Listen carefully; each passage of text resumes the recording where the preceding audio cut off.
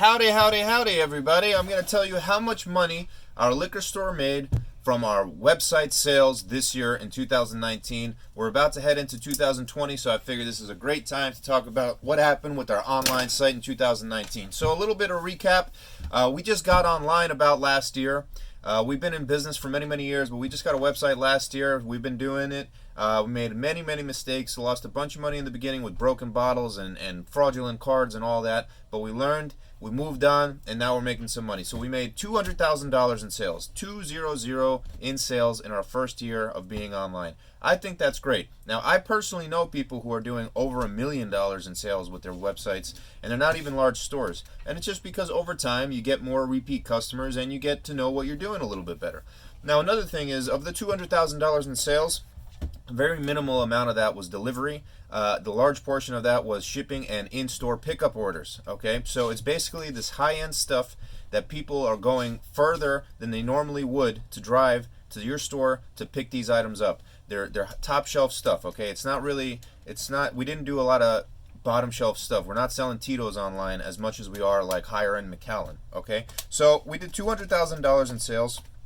That was at about an 18% margin, so that's $36,000 in profit, right? Now, that's definitely gross, because the people we use, City Hive, they actually take a 2.5% cut, and they also force us to use their credit card processor, 2.9% fee on that, so that's 5.4. So we're losing about $11,000, or 1/3 of our profit goes back to like processing fees and stuff like that. But we're still left with $25,000. Now, to be honest, we did spend also a lot of money on advertising because we are just getting into this. So we made a lot of mistakes. So we probably didn't make any profit this year off of our online sales. But what happened was, a few key benefits is that we have so many new customers. We moved a lot of top shelf products, and we're starting to get into the realm of top shelf products, these high-end whiskeys, which we never used to sell in the past. And high-end tequilas, high-end cognacs, high-end wines, all this stuff is starting to sell. We're learning a lot more about the industry. We're starting to meet the more important people within the distributors, because we are starting to carry these products. So that's all great. And we have huge plans for this year coming up. So we want to do $1 million in delivery, $1 million in shipping, and $1 million in in-store pickup this year. Now, are we going to do that? I hope so. Probably not, but I do hope so. We're going to try and get that done. I know a couple of guys personally who do about those numbers, and their stores aren't huge. They're just a little bit bigger than us. So I think that we can kind of hack our way to it. So anyway, I'm going to turn the camera around real quick and actually show you that I'm not making this shit up. This is basically what City Hive looks like from my point of view. So you got our total sales from December to December, about 200,000, 818 orders. This is interesting. The average price per order, 241. In store, it's about $20, okay? This is 240. That's crazy. Okay, that's like 10 times larger. And that's, like I said, because people are buying higher end stuff. Because, what's the point of going out of your way to go pick up a bottle or get a bottle of Tito's shipped to the end of Long Island when you can just go and get it, even if it is a couple of dollars cheaper? Average number of products per order, 3, and we sold about 2,700 items. Okay, so those are 2,700 items that otherwise would have been in our store. And here's just a quick look at the fees. You got the 2.9% went back to the credit card processor, and about 2.5% went back to City Hive for doing what they do. Now, what are we doing? Okay, we are doing a lot of shipping. We are doing a lot of in-store pickup. Okay, so there's a lot of states that you can't ship to, so we just ship to New York.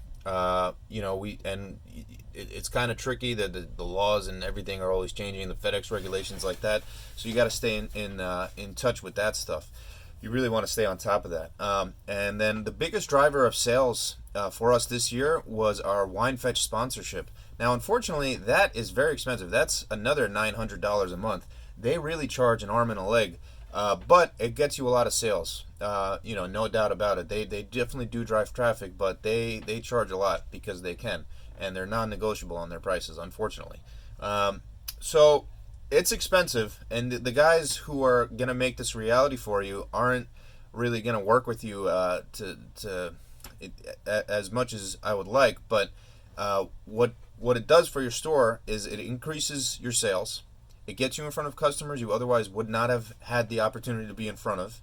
It increases your Google ranking as well. It increases the way that Google trusts your brand and your business online, so that when people are just searching for a liquor store, you know, you're more likely to come up. And it sets you up for success in the future, because as time goes on, delivery and shipping are going to be more and more important if you want to stay in business, especially if you're on New York.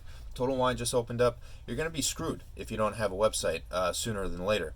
Unless you're doing like something totally different and, I don't know, focusing like crazy on customer service. But I would suggest just getting on with it and doing it. I'm doing it. I didn't know what I was doing in the beginning. I had no fucking idea what I was doing. I still basically don't know what I'm doing.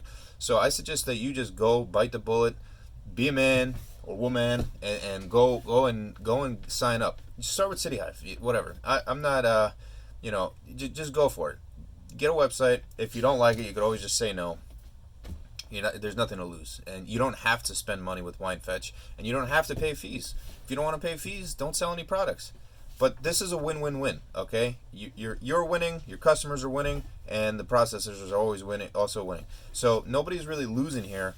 They're just enabling your site to go up. So I suggest that you go for it. Subscribe for more videos. Ask me any questions you might have in the comments below. Thank you. Peace.